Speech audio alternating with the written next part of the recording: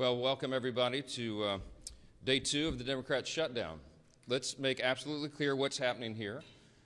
Real pain is being inflicted upon the American people because 44 Democrats in the Senate have voted for the 3rd time to reject the completely nonpartisan, completely clean, very simple 24-page continuing resolution that we passed in the House here 2 weeks ago. Now, why did we do that? For a refresher for everyone. We have been working very hard, this leadership team, to get Congress working again. Congress has not done the appropriations process appropriately for many years now, and so we have forced the muscle memory back.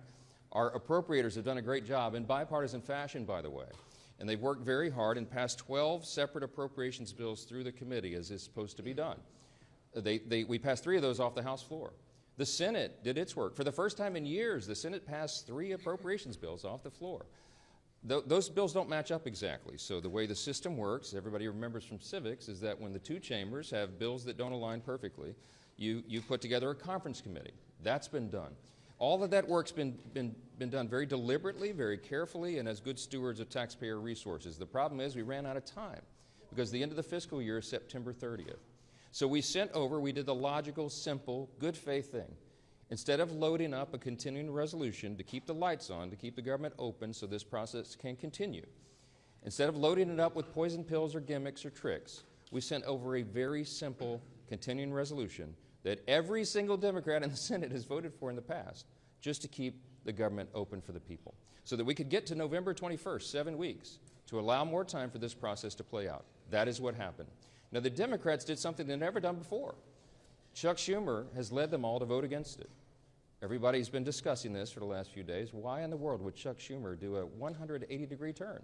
Because he said passionately, as recently as March of this year, on the same instrument, the same CR, that it would be reckless and irresponsible and dangerous to close down the federal government. Why did Chuck Schumer change his tune? Everybody knows that now. He's trying to avoid a challenge from his left flank in his next Senate re-election campaign. And he wants to avoid the scrutiny that he received for doing the right thing back in March because the far left and the base really went crazy on poor Chuck Schumer. And so he changed his tune. And now they're trying to pretend it's about something completely different. They have made a decision that they would rather give taxpayer-funded benefits to illegal aliens than to keep the doors open for the American people, to keep vital services, veteran services, health care and nutrition for women, infants, and children.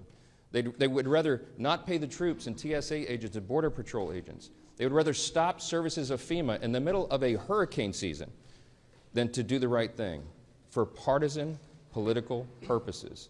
It is selfish, it is reprehensible, and it is exactly the opposite of what they have all said themselves in their own words very passionately every day until now. We've been playing the greatest hits loop here on a video right outside the Speaker's office for days. You've all seen it. Make them answer for that. Don't ask the Republicans what we should be doing or what we should be negotiating. I don't have anything to negotiate. I sent them in good faith exactly what they had voted for before. We did not put any Republican provisions in that, and we tried to make this very simple, in good faith, so the appropriations process of the people can continue. Now, there's been a lot of talk about, they say that we're making this up, this illegal aliens receiving taxpayer benefits. It's a talking point, they said. I want to remind you of a couple of key facts. Everybody can remember, I think, back to 2020. In the presidential debate for all the candidates on the Democrat side, you might remember famously they were asked the question, raise your hand, they said on the stage, if you believe that illegal aliens should receive health care paid for by American taxpayers. Every single one of them raised their hand, to great applause in the audience from the Democrats who were there. Those hands included Joe Biden and Kamala Harris. Now, what did they do? Did they follow through on that promise? Yeah. They absolutely did. Joe Biden used executive orders, and he expanded benefits, health care, to illegal aliens in his 4-year term. That was an outrageous violation of the existing federal law and of the principles of good stewardship. Those resources are not meant for people who break the law and come into our country. They're meant for U.S. citizens. And so they watered down these health programs.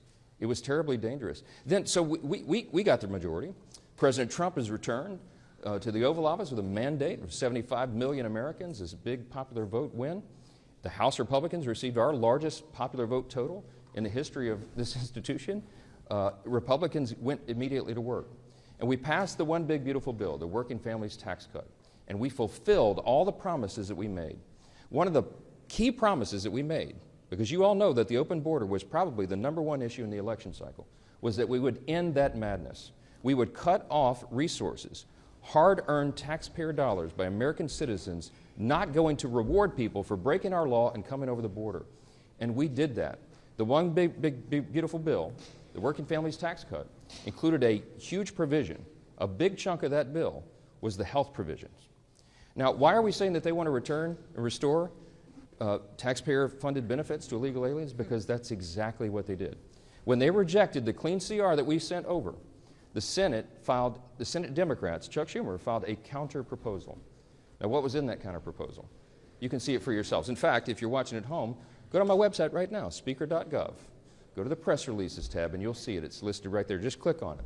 I'd like you to turn in your hymnals to page 57, okay? Section 2141. It is there in black letter. They filed this. This is not a talking point. This is what they proposed. They wanted to add, instead of the clean CR that keeps the government open for 7 more weeks to allow us to finish the work, they proposed a wild list of partisan priorities. Among them, they want to return $500 million to the Corporation for Public Broadcasting to prop up left-leaning and biased media organizations. We're not doing that. The American people don't want us to do that. We don't need the Corporation for Public Broadcasting funded by taxpayers anymore because we're in their age of ubiquitous media. There's, what, 200 of you guys here? There's so many outlets. We don't need to do that. We're not going to do that. They wanted to cut, in the Democrats' counter-proposal, I want you to read it for yourself, speaker.gov. Go there and check it out. They want to remove the rural hospital fund that Republicans fought so hard to put into the one big beautiful bill. We set $50 billion aside to take care of rural hospitals. Why would Chuck Schumer want to get rid of that? I don't know. A lot of those rural hospitals are in red states.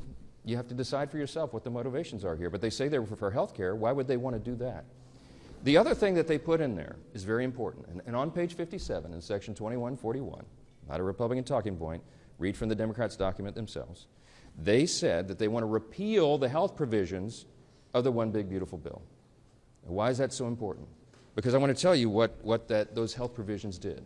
They eliminated all of the taxpayer-funded benefits going to illegals. There was an amendment that was sent over to the Senate to ensure that illegals would not be getting health care paid for by taxpayer dollars. Illegal aliens, okay? 43 of the 47 Senate Democrats voted against that. This is just a few months ago. The bill was signed into law July 4th, and we cut all of that out. Let me tell you what some of those things are. The Democrats' counter-proposal CR, the dirty CR we call it, as opposed to the clean CR, would result in nearly $200 billion being spent on illegal aliens and other non-citizens. Let me be specific. This is just a few of those, the reforms that we put in that they want to repeal and reverse. Number one, a provision that closes the California loophole. Now, that's a provision that's also been adopted by states like New York and Michigan and Massachusetts. Other states have followed, other blue states. The California loophole allows taxpayer-funded Medicaid for illegal aliens. We eliminated that in the big, beautiful bill.